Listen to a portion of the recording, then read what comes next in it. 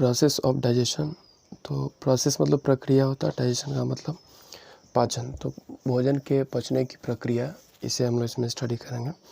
एक फैक्ट दिया गया है कि it takes 18 hours to digest food. तो बेसिकली फूड जो होते हैं वो करीब 18 घंटे का समय, सारे फूड में ऐसा नहीं होता है, ये करीब 2 घंटे से लेकर 18 घंटे, कुछ केस में 24 घंटे का भी समय लग सकता है। दूसरी तरफ जो ह्यूमन होते हैं, यानी ऐसे एनिमल्स जैसे कि आप बोल सकते हो बफेलो, काउज, ये फूड को डाइजेस्ट करने में तो 100 घंटे से भी अधिक का समय लगा सकते हैं, क्योंकि इनके फूड में अधिकांश सेलुलोज होता है जिसका डाइजेशन मुश्किल हो सकता है, इसलिए इन्हें अधिक समय लगता है। Digestion takes place in the digestive system of the body. तो डाइजेशन हमारे बॉडी के पाचन तंत्र यानी कि डाइजेस्टिव सिस्टम में होता है कंप्लीट। अब ये पाचन तंत्र जो है वो हमारे माउथ से स्टार्ट होता है।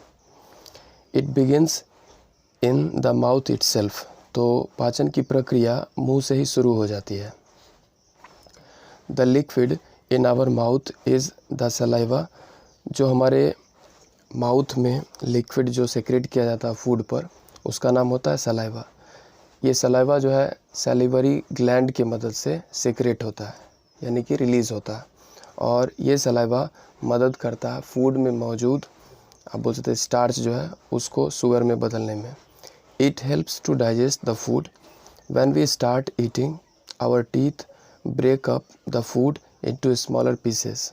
जब हम लोग फूड माउथ में लेते हैं तो हमारे टीथ क्या करते हैं, दांत जो है उसकी मदद से छोटे छोटे टुकड़ों में उसे तोड़ते हैं। सलाइवा सॉफ्टेंस मतलब मुलायम बनाना, the food to a pulp.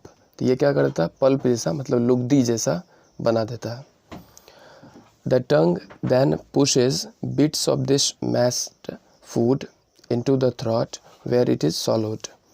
और इसके आगे टंग यानी हमारे जीभ जो होते हैं वो फूड को पुश करते हैं हमारे फूड पाइप की तरफ, यानी पीछे की तरफ, जहाँ हमें क्या करना होता है, इसे निगलना होता है।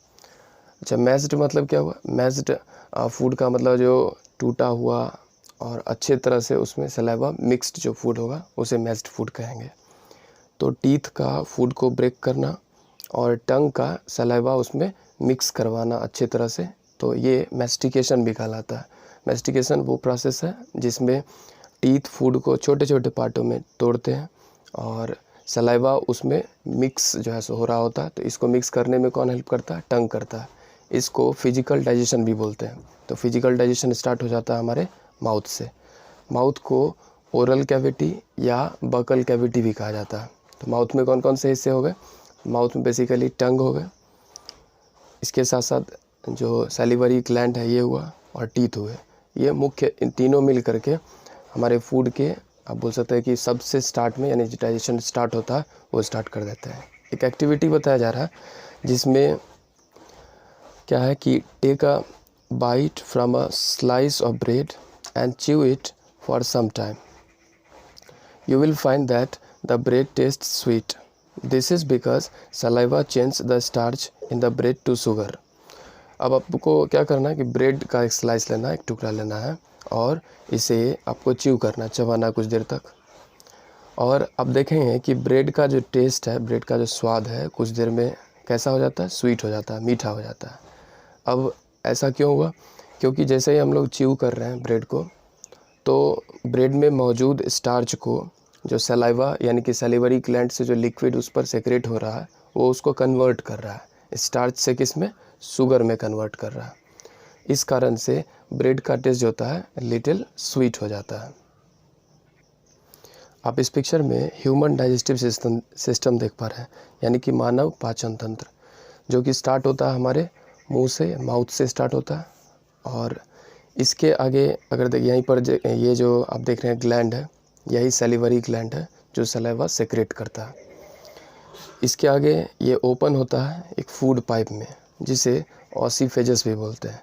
अब ये ऑसीफेजस में फूड कुछ इस तरह से जाता है जैसे कि स्नेक जब फूड को यानी कि फ्रॉग को जब निगल रहा होता है तो कैसे वेव लाइक उसका बॉडी बन रहा होता है, ठीक उसी तरह से फूड हमारे मसल्स से आगे पुश किए जाते हैं ताकि स्टोमक में आ सके।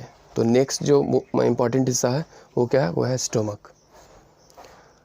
इसके बाद जो फूड होता है नेक्स्ट ट्रैक में जाता है जिसका नाम है स्मॉल इंटेस्टाइन, इसमें आएगा। स्मॉल इंटेस्टाइन के बाद फूड आता है कहाँ पे, तो लार्ज इंटेस्टाइन में। अब इसमें जो फूड आता है इसमें क्या होता है, ज़्यादातर जो वेस्ट होते हैं वो फिर आगे मूव होते हैं, जो कि स्टोर रहते हैं कहाँ पे, रेक्टम में। और जो फूड हमारे बॉडी से बाहर होता है, एग्जिट होता है, उसका नाम है एनस। फिर कहेंगे कुछ हिस्सों का तो नाम इसमें हम लोगों ने लिया नहीं, जैसे कि लीवर, गॉल ब्लैडर और पेनक्रियास। तो बेसिकली हमारा जो डाइजेस्टिव सिस्टम है उसके दो पार्ट हैं। पहला तो जो ट्रैक है वो, यानी कि बीच में ट्रैक के बीच बीच में जो ऑर्गेन है वो हो गए, और दूसरे हो गए ग्लैंड्स। अब ग्लैंड्स वैसे ऑर्गेन होते हैं हमारे बॉडी के जो केमिकल सेक्रेट करते हैं, यानी केमिकल जो है स्रावित करते हैं हमारे पर्टिकुलर ऑर्गेन में या ऑर्गेन के बाहर से। हमारे बॉडी में जो डाइजेस्टिव सिस्टम में जो ग्लैंड्स है, जैसे कि सैलिवरी ग्लैंड्स जो माउथ में। इसके आगे अगर बात करें तो लीवर, और ये लीवर से जो आप बोल सकते हो कि एंजाइम सेक्रेट हो रहा होता है, वो सीधे स्मॉल इंटेस्टाइन में नहीं पहुंचा करके, बल्कि ये एक बोल सकते हैं कि टेम्पररी स्टोर किया जाता है। जो ग्रीन वाला जो पार्ट देख रहे हैं ये गॉल ब्लैडर में स्टोर होता है। इसी तरह से पेनक्रियास जो लीफ लाइक स्ट्रक्चर देख रहे होंगे ठीक स्टोमक के नीचे देख पा रहे हैं, तो ये भी एक ग्लैंड है, और ये पेनक्रियाटिक जूस जो है ये सेक्रेट करता है। तो फूड का बेसिकली डाइजेशन जो स्टार्ट होता है वो माउथ से, इसके बाद स्टोमक में, और कंप्लीट डाइजेशन का जो काम होता है वो होता है स्मॉल इंटेस्टाइन में। नाम ही केवल स्मॉल है, बाकी ये जो होते हैं हमारे डाइजेस्टिव सिस्टम के सबसे लंबे हिस्से होते हैं। करीब ये 7.5 मीटर तक लॉन्ग हो सकते हैं। तो ऐसे में स्मॉल इंटेस्टाइन नाम के ऊपर है, क्योंकि आप देख रहे होंगे कि ये जो डाइजेस्टिव सिस्टम का हिस्सा है ये कॉइल्ड है, जैसे ना स्नेक एक जगह कुंडली बनाकर बैठ जाती है, ठीक उसी तरह से कॉइल्ड है। कॉइल्ड होने के कारण ये स्मॉल दिख रहा है, छोटा दिख रहा है। और इंटेस्टाइन मतलब क्या होता है, आंत होता है। तो छोटी आंत में हमारे भोजन का पूर्ण पाचन होता है, पूरी तरह से भोजन पचने का काम कहाँ होता है, स्मॉल इंटेस्टाइन में होता है। इसके बाद जो फूड होता है वो कहाँ जा रहा होता है, तो बताए लार्ज इंटेस्टाइन में जाएगा। इस लार्ज इंटेस्टाइन में जो फूड होता है वो बेसिकली उसमें जो न्यूट्रिएंट्स स्टिल लेफ्ट रहेंगे तो वो एब्सॉर्ब किए जाएंगे, और जो वेस्ट बनता है, जो कि जो फूड हम लोग ईट कर रहे होते हैं उस फूड का न्यूट्रिएंट्स केवल हमें चाहिए, लेकिन जो उस क्रम में जो वेस्ट केवल बच जाता है उसे पहले तो स्टोर रहता है कहाँ पे, रेक्टम में, और हमारे डाइजेस्टिव सिस्टम के आप बोल सकते हैं एग्जिट पॉइंट यानी एनस के द्वारा फिर बाद में बाहर किया जाता है। तो अगर आपसे पूछा जाए कि हमारे डाइजेस्टिव सिस्टम जो होते हैं वो शुरू कहाँ से होते हैं, तो माउथ से, और लास्ट कहाँ होते हैं, एनस पर।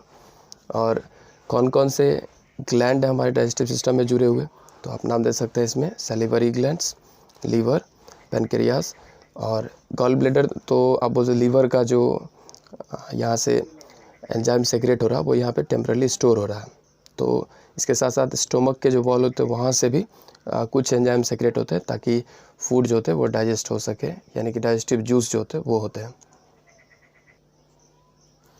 तो फूड जो माउथ में ब्रेक किया गया है स्मॉलर पीसेस में और पल्प लाइक बनाया गया सलाइवा के मिक्स करने से, उस फूड का आगे क्या होता है, the food now moves down a tube called food pipe और ऑसिफेजस इनटू द स्टोमक। तो अब जो फूड है जो पल्प लाइक बना हुआ है वो आगे टंग के मदद से उसे पुश किया जाता है एक पाइप लाइक स्ट्रक्चर में, जिसे क्या बोलते हैं, उसे फूड पाइप कहते हैं। इस फूड पाइप में मूव किया जाता है। फूड पाइप का दूसरा नाम ऑसिफेजस भी होता है, और ये ऑसिफेजस आगे जुड़ा हुआ होता है किससे, स्टोमक से जुड़ा हुआ होता है। तो फूड जो होते हैं ये जो ऑसिफेजस है इसके मदद से आगे मूव होते हैं माउथ के द्वारा। माउथ के बाद आते हैं कहाँ पे, स्टोमक में आते हैं। The stomach plays an important role in digestion. तो भोजन के पाचन करने में यानी कि पचाने में स्टोमक जो है काफ़ी इंपॉर्टेंट रोल प्ले करता है। भोजन के पचाने का मतलब ये हुआ कि जो हम लोग फूड ईट करते हैं ज़्यादातर उसमें बड़े बड़े पार्टिकल्स होते हैं। अब उन बड़े बड़े पार्टिकल्स को हमारा जो बॉडी जिस चीज़ से हम लोग बने हुए हैं उसका नाम सेल है, वो डायरेक्टली यूज़ नहीं कर पाता है। तो ये ज़रूरी है कि उस बड़े बड़े पार्टिकल को छोटे छोटे पार्टिकल्स में तोड़ना। तो कंप्लीट डाइजेशन प्रोसेस में यही होता है अलग अलग लेवल पर, मतलब बड़े बड़े मॉलिक्यूल्स को छोटे स्मॉलर पार्टिकल्स में तोड़ा जाता है ताकि हमारे ब्लड के साथ वो मिक्स होकर के, एब्जॉर्ब होकर के, एसिमिलेट होकर के हर एक सेल तक पहुंचाया जा सके और उससे प्राप्त एनर्जी को हम अपने अपने अलग अलग एक्टिविटीज़ में बाद में यूज़ में ला सकें। It is hollow muscular bag. तो स्टमक जो होता है ये हॉलो मतलब खोखला और मसल से बना हुआ बैग होता है। बैग को सैक भी बोलते हैं, SAC। तो the strong muscles of the stomach use digestive juices to digest the food. अब देखिए जो स्टमक के जो वॉल हैं वो इनके मसल्स जो होते हैं काफ़ी स्ट्रॉन्ग होते हैं और वहाँ से सेक्रेट होते हैं क्या, डाइजेस्टिव जूस होता है secrete. Digestive juice basically acidic nature का होता है, एसिड जैसा होता है, यानी कि सावर इन टेस्ट होता है, खट्टा होता है। जैसे कि लेमन का टेस्ट कैसा होता है, खट्टा होता है, ठीक उसी तरह का। और ये जूस जो होते हैं बेसिकली HCl होते हैं, हाइड्रोक्लोरिक एसिड होते हैं। It change the messed food into semi solid form. तो ये जो फूड जो है, जो आप बोल सकते हैं क्या कि पूरी तरह से टूटा हुआ है, उसको आगे क्या किया जाता है, इसको सेमी सॉलिड फॉर्म में बदला जाता है। सेमी सॉलिड का मतलब देखो, सेमी का मतलब हो दो के जैसा, यानी कि बिटवीन द टू, और सॉलिड बोल रहे हैं यानी कि सॉलिड जैसा भी और लिक्विड जैसा भी, यानी दोनों का मिक्स रहेगा, तो उसे सेमी सॉलिड बोलेंगे। Food remains in the stomach from 1 to 4 hours. और हमारे स्टोमक में ये फूड कितने देर तक रहते हैं, तो 1 घंटे से 4 घंटे तक रह सकते हैं। This is why we feel full in the evening after a very heavy afternoon meal. इसलिए आपको शाम में आपको खाने की इच्छा नहीं हो सकती है अगर दोपहर में आपने हेवी मील यानी कि एकदम जम करके एकदम पेट भर खाना खाया हो, तो ऐसे में आपको शाम में लगता है कि आपको भूख लग नहीं रहा, क्योंकि अभी करीब 3-4 घंटे पहले अगर आपने भोजन किया होगा तो ऑफ कोर्स डाइजेशन जो है उस समय नहीं हुआ है और वो फूड आपके स्टोमक में ही है। When the stomach has finished its work, muscle at the lower end of the stomach open। जैसे ही स्टोमक में फूड का डाइजेशन का काम पूरा होता है तो लोअर एंड यानी स्टोमक का जो निचला हिस्सा है ये ओपन हो जाता है और इस तरह से फूड आगे मूव होता है। The liquid food now moves to the small intestine. और नेक्स्ट जो डेस्टिनेशन है फूड का स्टोमक के बाद क्या है, तो स्मॉल इंटेस्टाइन है। तो स्मॉल इंटेस्टाइन यानी छोटी आंत में अब फूड प्रवेश करता है और यहाँ पर जो डाइजेशन अभी भी इनकम्प्लीट होगा, पूरी तरह से डाइजेस्ट नहीं हुआ होगा, वो पूरा डाइजेशन कंप्लीट कहाँ पे होगा, स्मॉल इंटेस्टाइन में जाकर होगा। Digestion is completed in the small intestine. तो भोजन का पूरा तरह से पचने का काम कहाँ कंप्लीट होता है, तो हमारे स्मॉल इंटेस्टाइन में होता है। Food is now in its simplest form. अब फूड जो होते हैं जो पहले कम्प्लेक्स थे, जटिल थे, वो अब सिंपल यानी कि साधारण मॉलिक्यूल्स में बदल चुके हैं। The liver, gall bladder and pancreas help the small intestine to complete the digestion of food. अब इसको मतलब कि स्मॉल इंटेस्टाइन में पूरी तरह से भोजन को पचाने के लिए चाहिए एंजाइम्स, अगेन केमिकल चाहिए, और ये केमिकल प्राप्त होता है किस किस से, तो लीवर से प्राप्त होता है, गॉल ब्लैडर से प्राप्त होता है और पेनक्रियास से होता है। द लीवर सेक्रेट्स बाइल, यानी ये जूस का नाम है, डाइजेस्टिव जूस है, which helps to digest fats. अब ये किसको डाइजेस्ट करता है, तो ऑयली जो फूड होते हैं, फैट्स होते हैं, उनको डाइजेस्ट करता है। The food Passage through the walls of the small intestine into the blood. और यहाँ से जब भोजन का डाइजेशन कंप्लीट हो जाता है तो ऐसे फूड जो होते हैं अब सिंपल में बदल जाते हैं और स्मॉल इंटेस्टाइन के दीवार से जुड़े हुए ब्लड वेसल्स जो होते हैं, यानी कि आप बोल सकते हैं कि रक्तवाहिका या रक्तनलिका जो होता है, वहाँ से ये सिंपल फूड जो होते हैं वो उसमें डिसॉल्व हो जाते हैं यानी एब्जॉर्ब होते हैं और आगे पहुँचाए जाते हैं, हर एक सेल तक पहुँचाए जाते हैं। The blood carries it to all parts of the body. और ब्लड जो है यानी कि सिंपलर फूड को कैरी यानी ले करके शरीर के हर एक हिस्से तक, ऑल पार्ट्स तक पहुंचाने का काम करता है। The undigested food and water in the small intestine passes into large intestine. अब जो भोजन नहीं पच सका या जो वेस्ट बन गया, यानी कि हमारे लिए वो यूज़फुल नहीं है, अनवांटेड है, एक तरह का वेस्ट है, ऐसे वेस्ट को हमारे बॉडी से बाहर होना आवश्यक है। अब इसके पीछे दो कारण कि हमारे लिए एक तो ज़रूरी नहीं है उसका, और दूसरा रीज़न ये कि वो हमारे लिए हार्मफुल हो सकते हैं, क्योंकि जो वेस्ट होते हैं वो होते हैं टॉक्सिक नेचर के और हमारे शरीर में हार्मफुल जो होते हैं वो केमिकल ये मिक्स कर सकते हैं। The large intestine allows water and left over useful substances to pass back into the blood.